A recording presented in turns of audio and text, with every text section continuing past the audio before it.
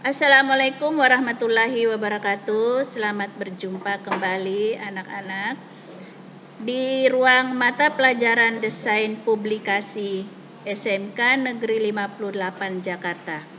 Pada hari ini kita akan membahas tentang packaging. Dalam hal ini, bagaimana pengertian, fungsi, jenis, dan tujuan packaging itu sendiri. Baik, perkenalkan, saya Ibu Andi Tendrisana, jurusan DKV, SMK Negeri 58 Jakarta.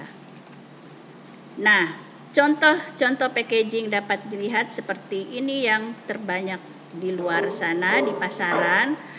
Kalian bisa melihat semuanya dan kalian sudah familiar dengan packaging.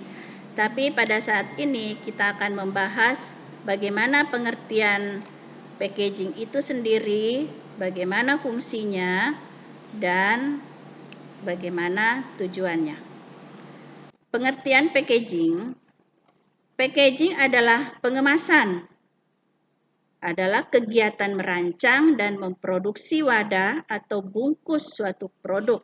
Itu pendapat dari Cutler dan Killer tahun 2009 di bukunya halaman 27. Packaging atau pengemasan adalah aktivitas merancang dan memproduksi kemasan atau membungkus suatu produk, berfungsi utama untuk menjaga produk. Saat ini, kemasan menjadi faktor yang sangat penting sebagai alat pemasaran. Itu menurut Rangkuti tahun 2010. Selanjutnya tentang pengertian packaging ini adalah kemasan yang dirancang dengan baik dapat membangun ekuitas merek dan mendorong penjualan. Kemasan adalah bagian pertama produk yang dihadapi pembeli dan mampu menarik atau menyingkirkan pembeli.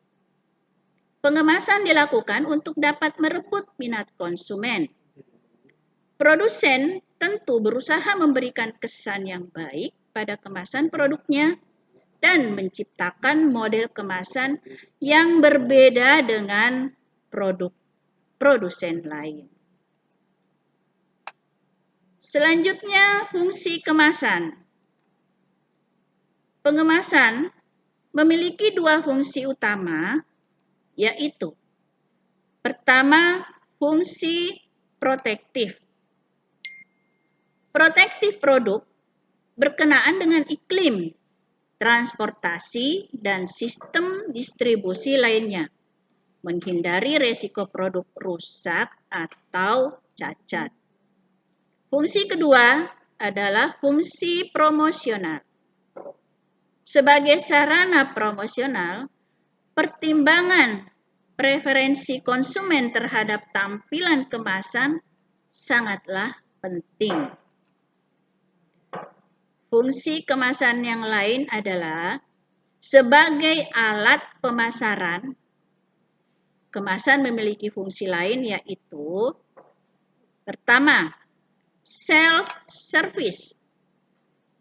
Kemasan selain harus menarik, harus menyebut ciri-ciri produk, meyakinkan konsumen, dan memberi kesan menyeluruh yang mendukung produk.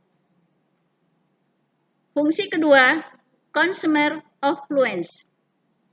Konsumen akan bersedia membayar lebih mahal bagi kemudahan penampilan, ketergantungan, dan prestis dari kemasan yang lebih baik. Fungsi selanjutnya yaitu company and brand image.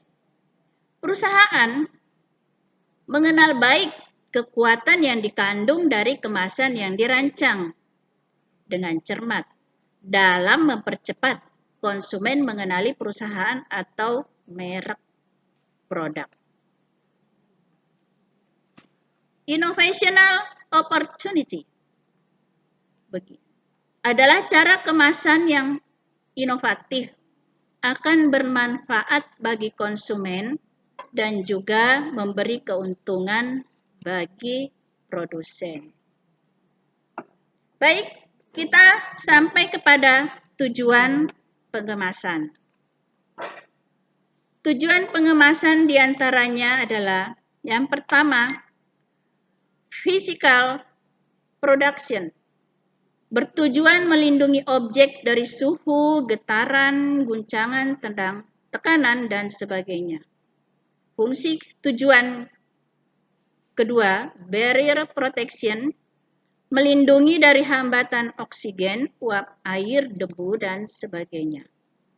Tujuan ketiga, containment or agglomeration, mengumpulkan benda-benda kecil biasanya dikelompokkan bersama dalam satu paket untuk efisiensi transportasi dan penanganan.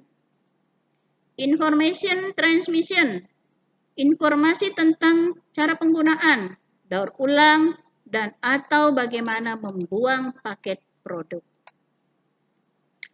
Tujuan pengemasan selanjutnya adalah reducing till, kemasan yang tidak dapat ditutup kembali atau akan rusak secara fisik, menunjukkan tanda-tanda pembukaan.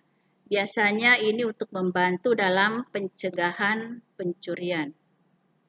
Convenience, menunjukkan fitur yang menambah kenyamanan dalam distribusi, penanganan, penjualan, tampilan, pembukaan kembali, menutup kembali, atau penggunaan dan bagaimana digunakan kembali.